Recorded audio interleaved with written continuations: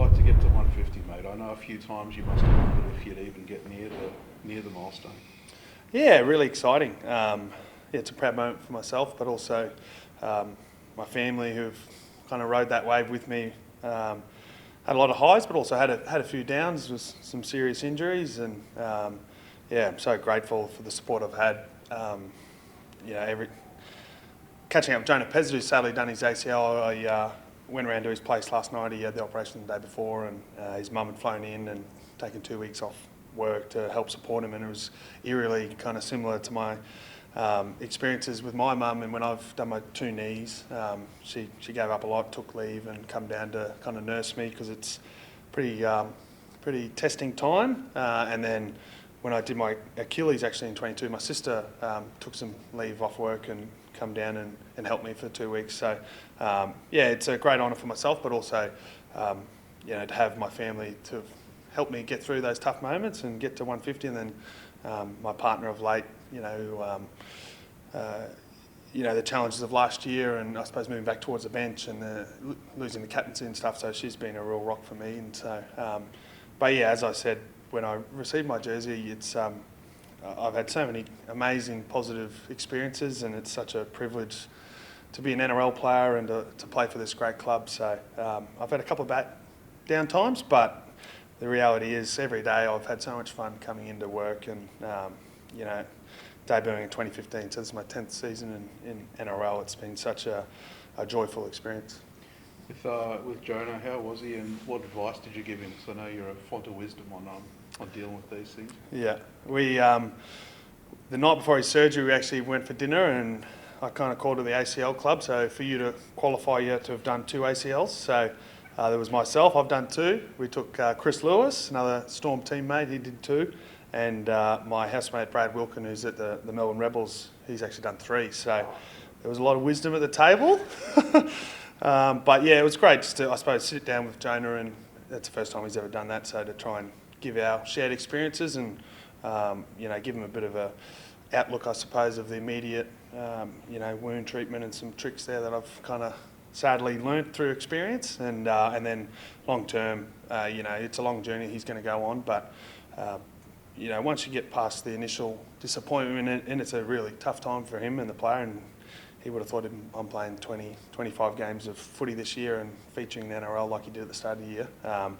But I think it's a great opportunity for Jonah to, by not playing games on weekends, he's going to be getting, once he gets the wound and that sorted, he'll have 4 or 5 gym sessions a week, and that skinny little frame of his, he's going to be a nice, big, strong boy, and even more physically ready to take on the NRL in the coming years. And then he's passionate about coaching, so I think hopefully he can dive into that and help out our junior Melbourne Storm teams, and hopefully there might be an opportunity for him to help out some of the New South Wales junior teams with Frank's connection there, being the men's manager. There might be some opportunities for him, which I think would be really exciting for him.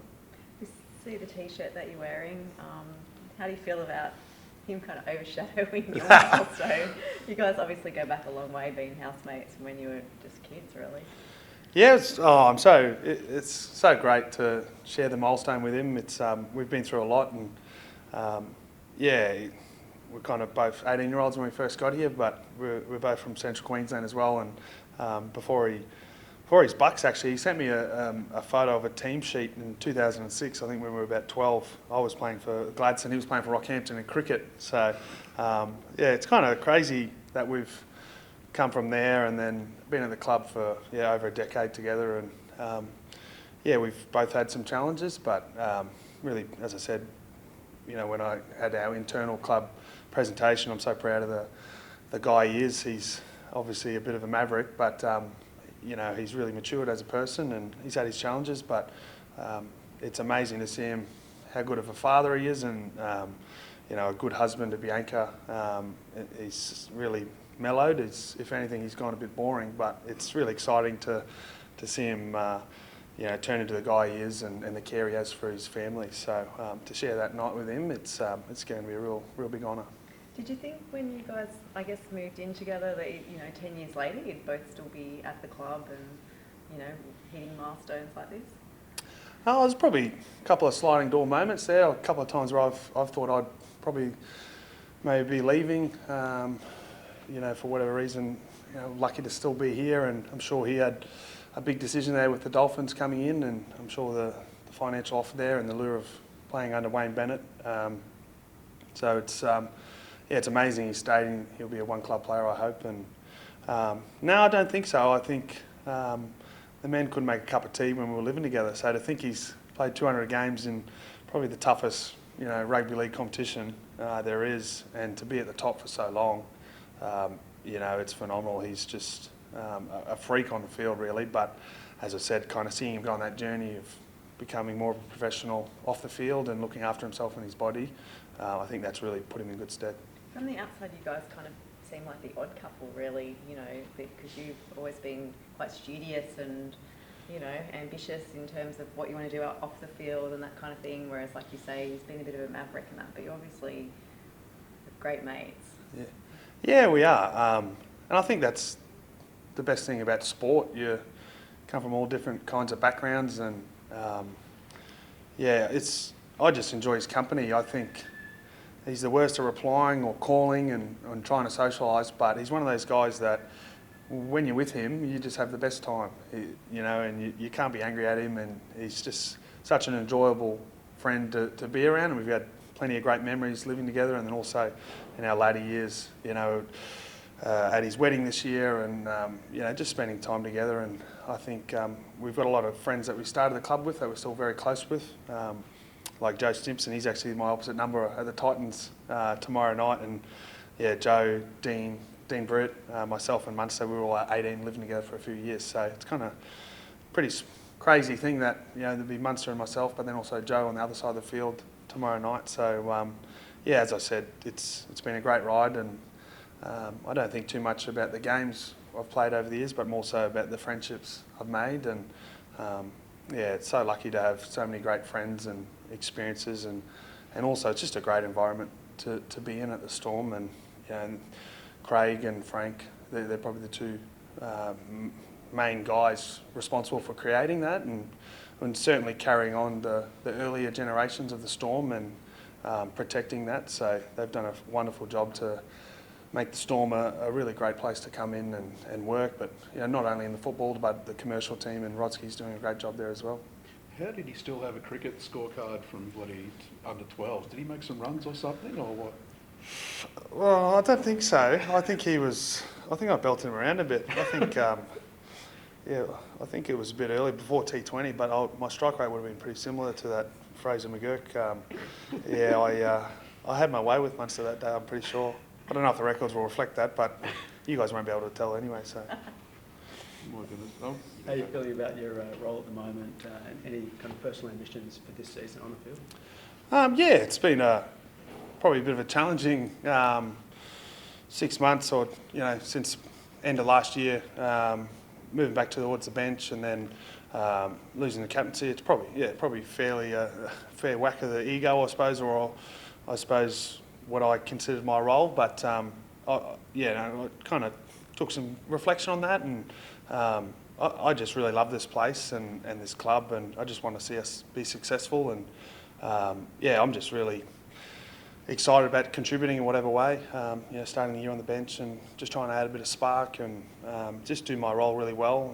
And the team's going really well, and Harry's been phenomenal as a leader and captain of this club. He's really brought some really new things in, and his care for the club. So he's doing a great job along with all the senior leaders. So I guess my role is just trying to play well and contribute where I can, and help, I suppose, bring some of the younger guys through. And just passionate about seeing the Storm perform well, and hopefully back up towards the top of the ladder and playing some finals. Without giving too much away, in terms of off the bench, starting, what do you feel like you personally bring compared to the other forwards? Bells always says kind of play to your strength and bring your strengths, but it's probably an underlying foundation or an expectation that your ruck forwards have specific roles at our footy club, and a lot of it's based on effort and not too much skillful stuff. I'm sure the knockers will come out and say, it's all the Pappenhausen and spine, but we've got it's a tough job, but it's a pretty simple job, and yeah, I don't really know, to be honest. I think just bringing intensity, and we've got such a star-studded, I suppose, backline and spine that we don't have to do too much, to be honest, as long as we're working really hard in the middle and I suppose building pressure on the opposition and trying to strangle them out. We've got guys like Munster and Jerome, Paps, that can just do it themselves, and Harry. So yeah, I think we're just trying to support them, I guess. The Queensland forward pack looks like it's had its ups and downs this year with guys taking a few injuries and whatever else. How are you shaping up? You feeling like you're ready to contribute if they call you in again?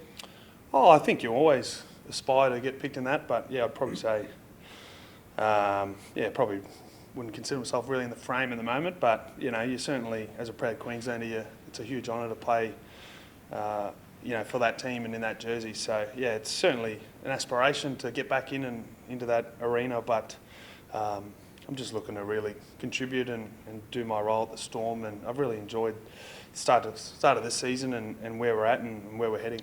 What's your contract situation? I got next year, yeah. So are you thinking you would like to play on past that? Got any thoughts at this stage? Yeah, I think so. Yeah, I'm really enjoying it, and yeah, I'm not too sure, to be honest. I come down here at the end of 2012, so I've been here a long time. I don't really know anything else, so I don't really want to know anything else, to be honest. So yeah, I got this year and next year, and then I guess we'll go from there and just see where we're at. With you mentioned about how the bit of blow to the ego, losing captaincy, playing the bench, that sort of thing, and not doing the NRL stuff either. What's it been like actually stepping back from not having those things and just being a footballer? And yeah, it's been. Yeah, I've had a fair bit more spare time, but yeah, I've been diving into my studies. I'm about to finish my my MBA, so that'll be really exciting when I get that finished, and then. There's an opportunity to do some, I suppose, corporate work on my days off. So, yeah, I've been busy with that and trying to stay involved with Camp Quality, a charity that I try and do a bit of work for and raise some money for. So, I'm keeping busy, don't worry. But yeah, I'm really enjoying it, and yeah, look, it's been exciting to see the growth of the leadership group and particularly Harry and how they're driving this group. So, I'm just looking to help how I can, and yeah. I know it's more. It's a general matter, but we've seen Canterbury Bulldogs have an ex-player taken into court over corporal punishment or things they made him do at training. Another Manly guy's got an issue about the level of hard training. Storms always seem to push the envelope, but seem to be pretty good. How tough is it to find that margin between what's safe and good for the players and pushing you at the same time, not going over the top there? Yeah, I probably don't know too many specifics about those other cases, but yeah, you certainly get pushed to the edge here, and it's a unique job, I suppose. It's hard to compare that to a normal workplace, but the mentality here is anything you face, particularly in pre-season, is going to be much harder than anything you face for 80 minutes out on the footy field. So there's some really testing times there. Physically and mentally, you're really under duress, and but I think it's really important that players, I suppose, go to those areas and I suppose learn to be comfortable being uncomfortable is a bit of a phrase we've had, and that's why we do things like these pre-season camps where Craig, you can get a real read on a person's character and how they respond to adversity, and because it's pretty tough out there. Some of those games it's very fast, physical, and you're just gasping for air. So it's knowing the guy beside you is mentally tough and he can get through that. It's a big foundation of this club, I suppose. But yeah, I don't know necessarily what's happening in other clubs. I'm obviously not aware, but there's obviously a limit there. But it'll be really interesting to see what happens there, because it's never really been done before, has it? It's all pretty new, and I think you're referring to Lloyd Perrott at Manly, and I don't know the specifics, but it'll be I don't know what'll happen. It probably takes an element of trust, does it, when you go out there to do those things that that Craig and others have said, well, that's a fair limit. I'm not. I don't think he's ever stopped a session and gone, "Oh, that's a little bit hard, boys," So, but there's a strong care at this club and strong welfare guys who are our life members, been here for a long time, and you know, you like to think that if it doesn't get caught by the playing group, that other staff are monitoring guys, and certainly as players, you're pretty aware of some guys who potentially might be going through things or really struggling, and you know, the senior players, it's our responsibility, I suppose, be a bit of a conduit, because those young boys are struggling a bit. They're probably not going to go to Craig Bellamy, knock on his door and go, "Hey coach, this is a bit hard, I'm getting cooked a bit here." So I think having strong leaders as players, but also within the club, who can help support those guys who might not be. It's a bloody tough thing, to be honest, to do NRL pre-seasons, and I suppose one of the things, getting rid of the Holden Cup, the under-20s program, players used to be probably a bit more conditioned, but now we're getting kids straight out of high school, 17, 18-year-olds, and kind of throwing them into an NRL pre-season, you know, the same load that I'm doing. It's pretty tough on those guys, physically, certainly. We don't do any, I suppose, that mental degradation or stuff like that, I guess, but it's certainly pretty tough on them. Can I ask you one about the Titans? Like obviously they got a win over the Warriors, which isn't easy in Auckland, so you know, sometimes that can be a bit of a circuit breaker for this season. So, and I think you guys had a loss to them last year. So what are your kind of expectations? Yeah, beating the Warriors in New Zealand is not an easy thing to do. So they played really well, and they're a really hard-working team. And they've had some adversity. Tino, any team without your star player Tino, who brings so much, obviously you've played with him for many years here, to lose that guy, it takes a bit for the team to adjust, but it looks like they've kind of moved on from that. And talking to Joe, who's one of my best mates, his pre-season bloody tough. You know, everyone's pre-season's tough, but he was telling me they were doing 2 or 3 days a week, full tackle, full flogging each other, and Hasler's brought that real hard edge, so I'm sure they're going to start seeing the benefits long term. But yeah, they've got a lot of threats.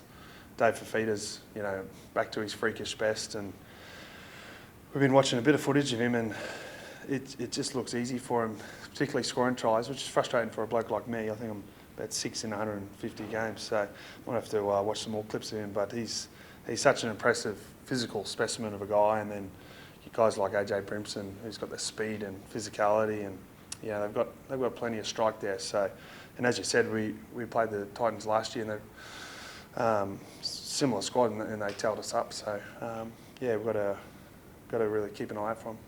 Can I ask you one about Michael Checker has been sort of linked to the South vacancy. Is it possible for a coach who's never coached in rugby league but has got that rugby background to come in? Is it about man management? Like, do you think someone could come in and succeed straight off the bat as an NRL coach? I think so. Yeah, I think Checker, it'd be awesome to have him in the NRL circles and coaching. I think it would be something really refreshing. And certainly, my experience in the 2020 Origin Series with Wayne Bennett, that's his great strength, is man management, and yeah, he was so much fun playing cards at the back of the bus and throwing chat at all the boys and having a bit of a laugh. We probably didn't do a whole lot of coaching, so I think there's probably 2 different types of coaches, isn't there? Like Craig, his work ethic and attention to the game is second to none, and obviously he's great with his people skills. He's really come along. I'm sure he was very hard early on, but I think you're starting to see these new age guys who can connect with individuals and get them playing their best footy. So yeah, I'm sure Checker could come in, but you'd probably want to have a couple of really experienced or you know, assistant coaches who really know the game through and through, which I think very manageable.